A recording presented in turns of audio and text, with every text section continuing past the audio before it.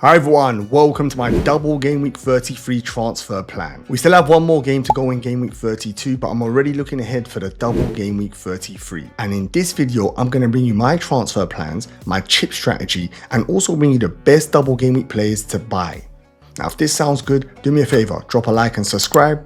Let's get straight into it. So this is how my current squad is looking for game week 33 before any transfers. I have 3 free transfers and I've got 0.9 million in the bank, which is a pretty good position to be in. I've got one injury concern, which is Gabriel. Loads of you already transferred him out. I waited an extra week, but this week he will 100% be going. And later on, I'm going to tell you who I'm changing him for. I will be using my transfers on double game week players, and speaking of double game weeks, we need to have a quick look at them. Now, 4 teams have double game weeks. Let's start with Crystal Palace. They've got Bournemouth at home and Arsenal away. Then Manchester City have Everton and Aston Villa. Aston Villa have Newcastle and Man City. And lastly, we've got Arsenal, who have Ipswich away and then Crystal Palace at home. Arsenal's double seems my favourite, but of course, there's a lot of pros and cons with all of these teams, and we're going to discuss this later on, depending on the players you bring in, with minutes, potential injuries, and rotation. Now, I've highlighted on the screen the current double game week players I already have before I've made any transfers. I've got Raya, I've got the triple Crystal Palace guys, I've got Marmoush and Vardy, so double City, and I've also got Rodgers. I would have had double Arsenal, but Gabriel got injured, but there's not much we can do about that. The rest are single game week players, which I could transfer out to bring in double game week players, and that's what we're going to discuss in a bit more detail now. Let's have a quick look at the teams with the double game weeks and what are their best players to pick. So I'm going to start with Arsenal. I think Raya and SALIBA are the best picks in this team here. Double Arsenal defense for the fixtures coming up, I think are pretty good, especially with their attack being pretty limited, if you ask me, with the amount of injuries they had and trying to guess their minutes. But if you are going to go for an attacker, I like Saka. Just back from a horrible injury, he's shown his worth, played in the Real Madrid fixture, which they destroyed Real Madrid, and I think he's going to play in a return leg. Now that brings us an issue.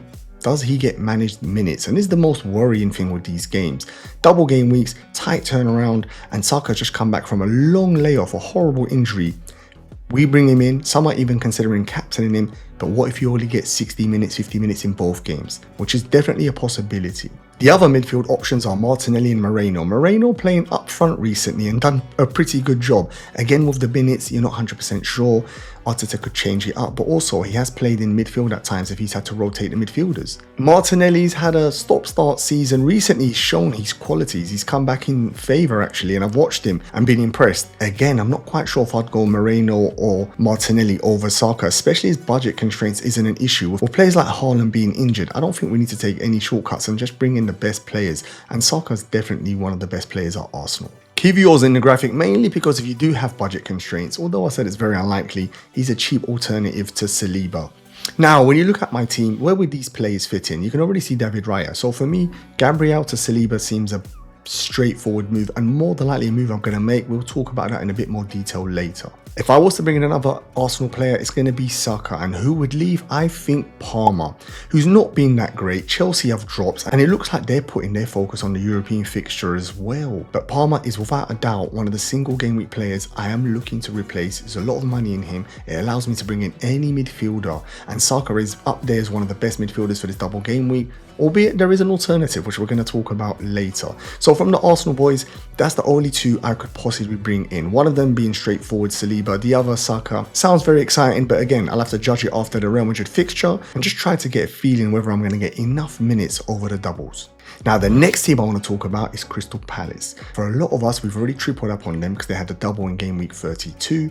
I'm going to start with the striker Mateta, who got taken off very early and it shocked us. Loads of us captained him. Some even triple captained him, who was being very adventurous, and he came off early for a 1-pointer. It was a very painful start to double game week 32.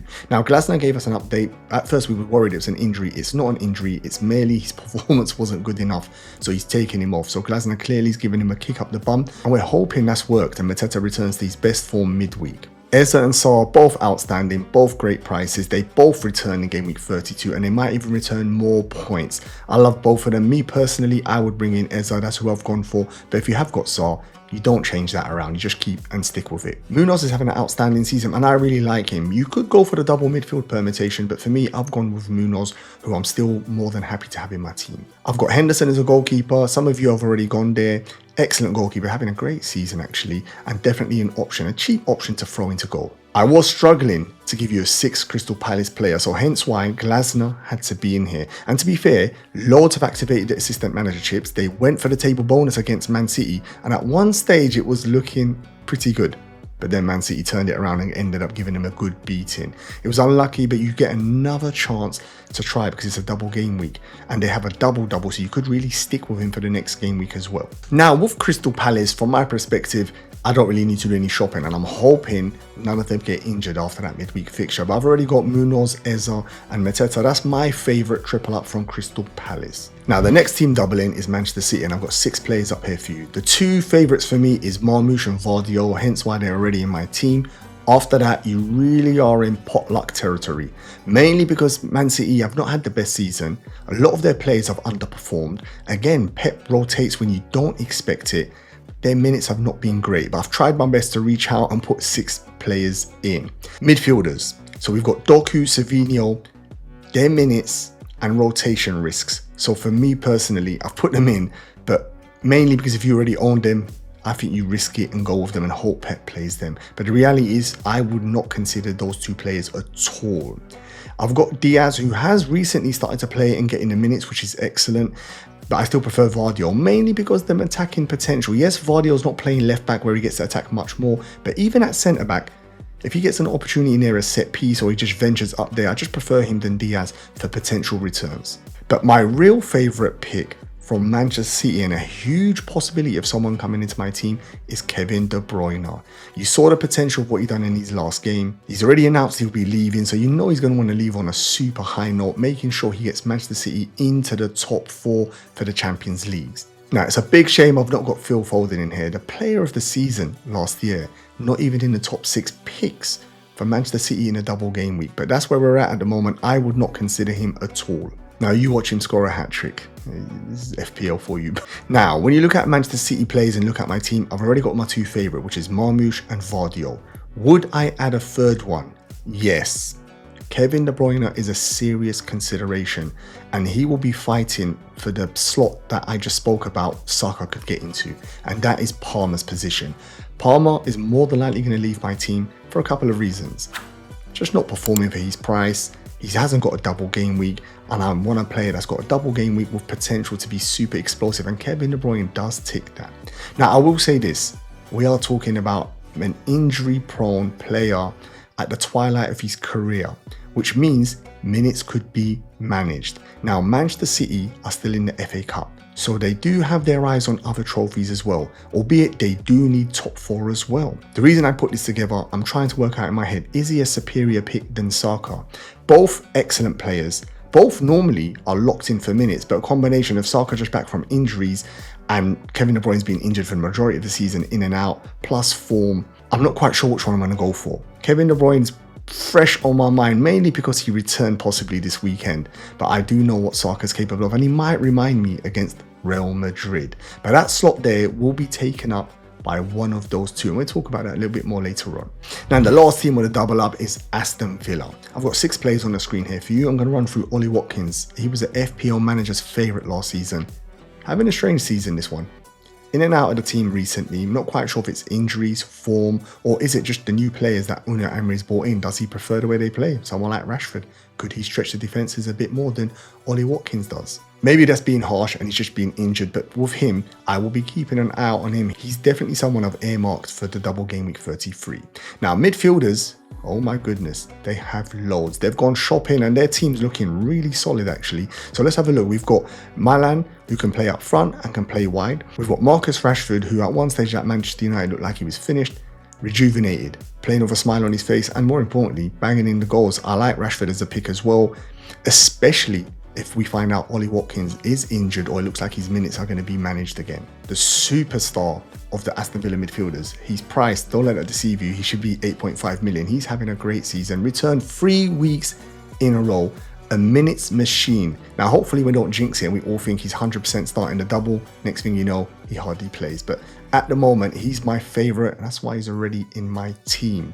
And this is without even having Asensio, another superstar player they've got in their midfield. He's an excellent pick as well. It's all about judging their minutes and which one gives you the most confidence. And lastly, I've put Martinez in here. Some went for him because bench boosting, and if you've got a goalkeeper on your bench who has a double, say you've got him and Raya, you're in business. But he's an excellent pick as well.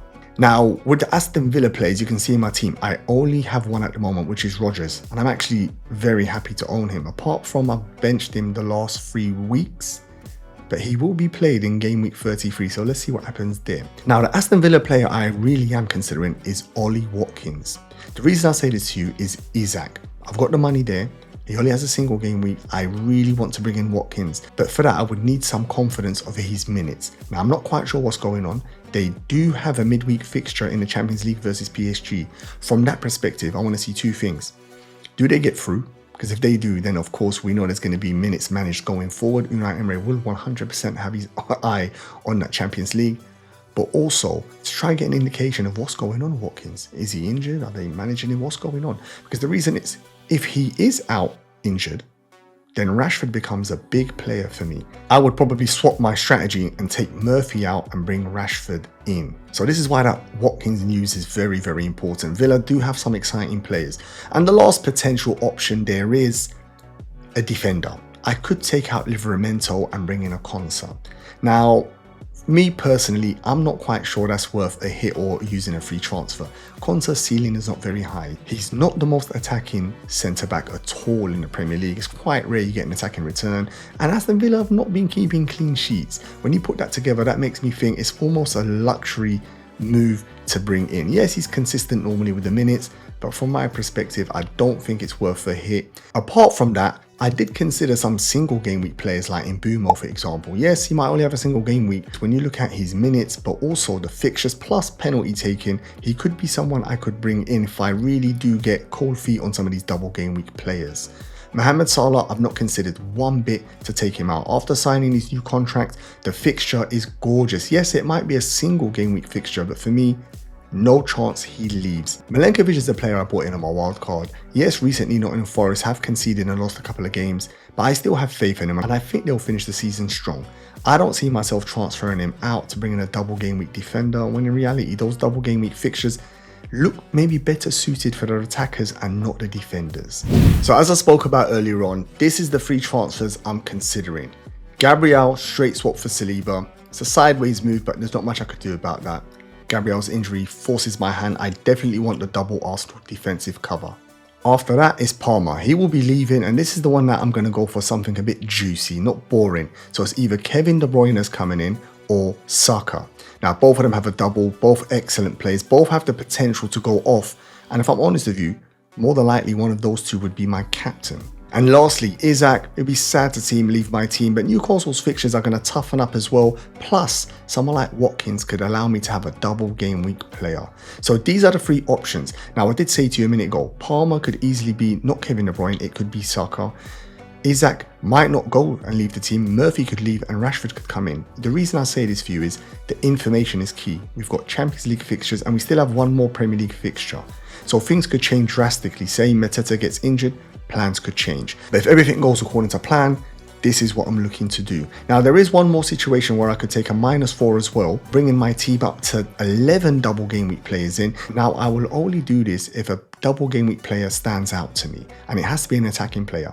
I won't take a -4 for someone like Konsa, where he could concede in both games, get maybe 4 points, where my single game week player like a Milenkovic could return more than that. So there's definitely a possibility. I've not ruled that out. Free transfers 100% being used, but maybe a 4th for a double game week player to take me up to 11 doublers. So get in my comments to let me know what double game week players you're bringing in, and in fact, how many doublers are you going to have come the deadline? If I did make those transfers, this is how my team would look for the double game week 33. I'd have the double Arsenal defense in Raya and Saliba. I would have the triple Crystal Palace in Munoz, Eza and Mateta. I would have the triple Man City, which looks pretty good if you ask me, in Vardiel, De Bruyne and Marmoush. Double Aston Villa in Rodgers and Watkins, and a single game week player in Mohamed Salah. This team on paper looks lovely, but I mean, we know FPL, single game week players could easily outscore the majority of double game week players, but you know us FPL managers, we love a double game week player. Now, the last thing to talk about is potential chips. Now, I have bench boost. I think a lot of you do. This is the game week I earmarked to play my bench boost. And when I look at my bench, Areola versus Southampton, I like that. I've got Murphy and Livramento, two Newcastle players, but they're versing Aston Villa away, which is not ideal. Both competing for that Champions League spot. It's a big game. Has their potential. I mean, there still is potential for someone like Murphy and Livramento, I suppose, but that one there doesn't fill me with much confidence. And then Milenkovic versus Spurs. I mean, Spurs, you could argue, have given up on the Premier League and just thinking about their Thursday fixtures in Europe. So before the deadline arrives, I need to look at the remainder of the game weeks and see, would I get a better opportunity to play my bench boost, as in 4 players on my bench that have superior fixtures than this? And I have to weigh that up against, how long do I want to carry a bench like this? Now, we're reaching the stage of the season where I don't mind dropping some of these players, selling them for cheap players to invest the majority of my money in my starting 11. I mean, having said that, with Haaland being out, Son not really returning, Palmer not really returning, it has meant we've had spare money, so maybe I don't need to go down that avenue and just leave the bench, and I might get a better game week where my bench has superior fixtures. But I am going to look at that in a bit more detail in the next couple of days. But there is a possibility the bench boost will be activated, which means hopefully this is potential for a huge game week. And continuing the chip talk, this team is stacked with double game week plays for game week 33, which means the majority of these players are going to blank in 34. So I've got free hits. So please bear that in mind. If you're not free hitting in 34, it's very unlikely you're going to have this many doublers, because it's going to be too difficult to navigate with those players blanking in 34. There's no point making huge gains in double game week 33 only for you to lose them having to make -12, -16 in game week 34. So please do some planning ahead just in case. But as I said, the team on paper looks pretty good. Get in the comments and let me know what you think about my potential double game week 33 team. I hope you enjoyed the video, but more importantly, I hope you found the video useful. Get in the comments and let me know which players you're bringing in, how many double game week players are you going to have in your team. Now, before you jump off to the next video, you need to do one thing before you jump off, and that's like the video and subscribe. Did I say one thing? That's 2 things. Like and subscribe. Yeah, please do that. I'd really appreciate it. Anyway, on that note, I'm going to wish you all good luck and see you on my next video.